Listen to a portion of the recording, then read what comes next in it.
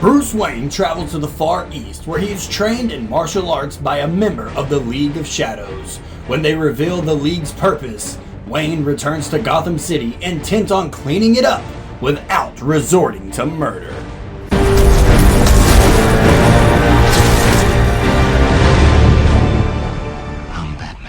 What's going on, guys? Multiverse here with yet another action figure review video, and today we're going to be taking a look at the Dark Knight himself, Batman from Batman Begins by McFarlane Toys.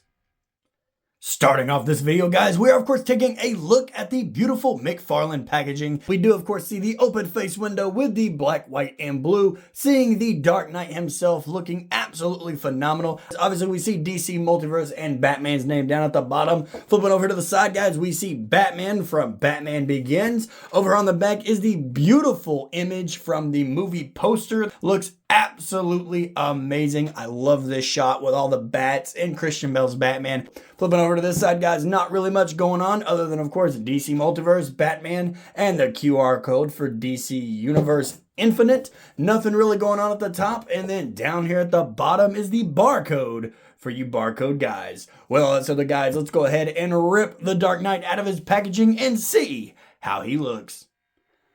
So right here, guys, is the Dark Knight himself, fresh out of the packaging. Have him a little bit in a grapnel pose here. And I have to say, for my first-hand impressions on this figure, I absolutely love this figure.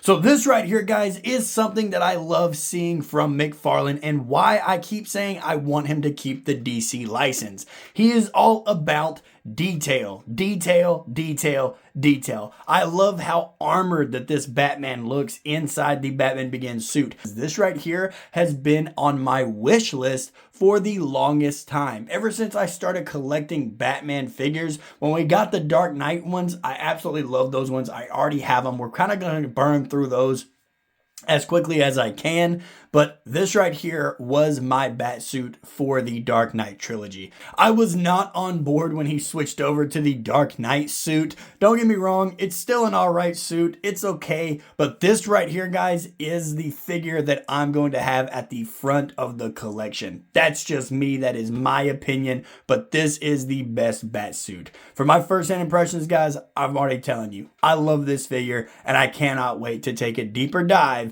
into what he has. So with all that said though, guys, let's go ahead and move over to the accessories that he came with. When it comes to the accessories, guys, this Batman does come with pretty much like we've seen with the other multiverse figures. However, he does have something here that is a bit unique. Starting off, guys, he does of course come with the standard DC Multiverse stand, so we'll get that out of here. He does of course come with his own trading card, which has the comic, or not comic, but it has the movie poster on the front here, and then flipping over to the back if you guys want to pause the screen and read it right now. Always give you guys that little bit of a second. He comes with his grapnel gun. I do wish that they would have painted the black accents on here, but you guys already know I will do that myself. Little black handle, little black underguard here. That's just how it was in the movie. He does, of course, come with this freakishly large batarang here. I do wish this was just a bit smaller, but I do understand that it is so that way we don't lose it when we drop it. He comes, of course, with two fisted hands, or actually this one ain't even a fisted hand. What is that? That looks like either a smoke bomb or a bat bomb, whatever he really comes with. I'm not too sure. I don't recognize that gadget, but hey, that's actually really cool. So we have a little gadget grasping hand here, but this is also one of the other unique ones that we have. He comes with three mini batarangs already in a fisted pose, either ready to throw them or use them for the little daggers.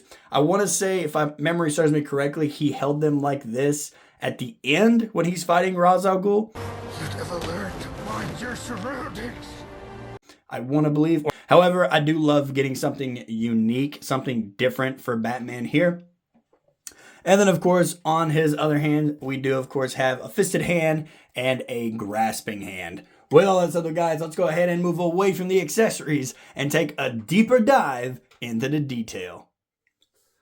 When it comes to the detail, guys, I absolutely love this about McFarlane Toys. He dives straight into every bit of detail and texture within the suit. Now, I know we've seen from time and time again where He'll go a bit of the lazy route and just give us the traditional spandex looks. For me, that works with Superman. But for Batman here, he has to have the armored look. I love an armored Batman. Starting off with the head sculpt, guys, that definitely looks like Christian Bale to me. From the mouth to the eyes, how he's furrowed his brow, it is a beautiful sculpt. I want to say this is a reuse from the Dark Knight one, but we'll take a look at that figure on a later date. But I just love how it does capture every little bit of detail that we saw from the movie. I absolutely love this mask that he comes with, how it's conformed to his face, just knocking the camera everywhere as well. But then going down here now, guys, looking at the chest piece. Now, looking at the chest piece is one of the reasons why I fell in love with this bat suit.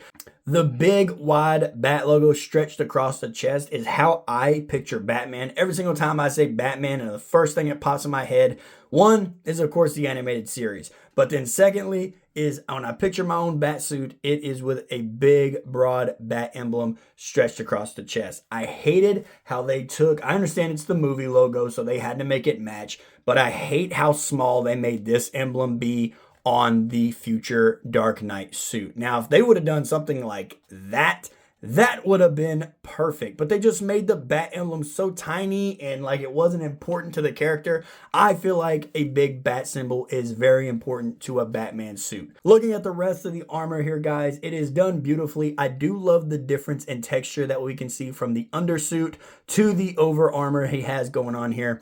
I love the utility belt. Flipping over here to the back, guys, we do of course have a cloth good cape. It is of course with a wire going in so we can get some iconic gliding scenes from the series, and we can just do our own thing with photos, which is going to be very, very fun to do and throw up on my Instagram, so be on the lookout for that. Looking at the back portion here, guys, he does of course have some back plating going on, so they showed the every bit amount of love to the back of the figure as they did to the front of the figure. So you have to respect McFarlane for doing that. Going down here now, guys, to the legs. Now the legs is kind of where it falls through. We do of course get some connection of the plates, so I can definitely overlook it. But then down here on the knees, guys, is where they start to actually show the difference in texture again. However, I'm unsure on why we have such shiny boots. I will say that's something that I'm not too fond of.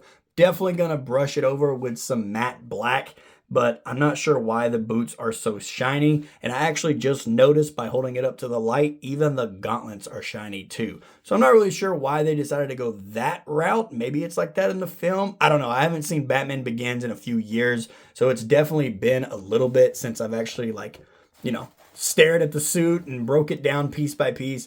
Maybe I'll pull up a picture right now, put it up here if it has some gloss on it. If not, then I'm just pointing at the figure itself. With all that said, guys, let's go ahead and move away from the detail and take a closer look at Batman's size, his articulation, and we'll jump into some size comparison. When it comes to how tall this Batman stands, guys, the Christian Bale Batman does, of course, to the top of the head stand at looks like 7 1/8, so we'll just call it 7 inches tall because you guys know I do not count the ears. We'll go ahead and take him off the display stand and move him closer to the camera to check out his articulation. Starting off with the head sculpt, guys, his head does look up and look down. Unlike in the film, he can look left and right, and thanks to the ball joint, he does rotate all the way around.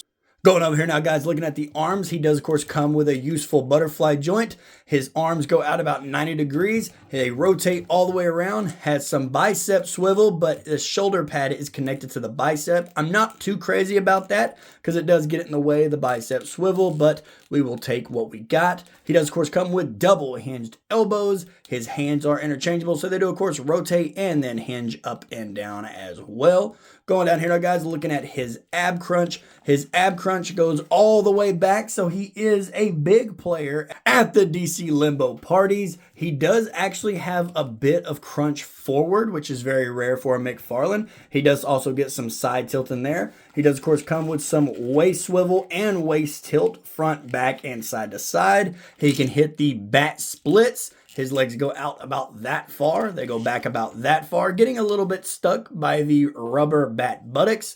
Double hinge knees. And as for his ankles, they do articulate down. They articulate up. He has toe articulation. And of course, that beautiful ankle pivot.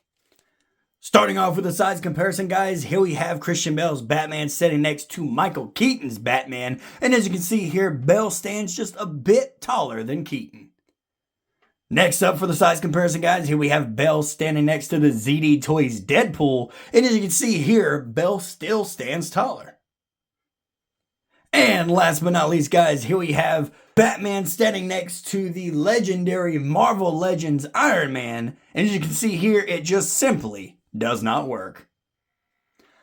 Alrighty guys, and there you have it. Another action figure review video in the books on my channel for you guys to enjoy. When it comes to my final review on the Batman Begins Dark Knight action figure, I'm going to have to give this one a solid 10 out of 10.